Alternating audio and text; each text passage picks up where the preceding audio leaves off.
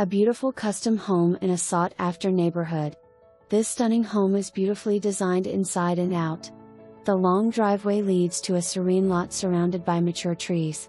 A lovely front porch welcomes you to walk through the double front door into your new haven of 10-feet ceilings and custom living.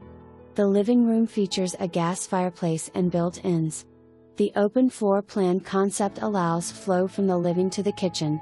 The extra long island, tons of granite counter space, double oven and beautiful pull-out cabinets and drawers make this kitchen one for all chefs. The butler's pantry creates even more storage space. Crown molding covers the ceilings throughout the home and the open windows create a bright and airy feeling, but also have custom blinds for privacy. The master bedroom features a tiered ceiling, huge walk-in closet with makeup table, and a gorgeous ensuite which hosts a walk-in shower, tub, and double vanity. There are 2 more bedrooms, bath, and library. The bonus space upstairs acts as storage, extra bedroom, or playroom. Outside, the covered porch is perfect for any weather, and on cool nights you can enjoy the fire pit that looks out to the wooded lot.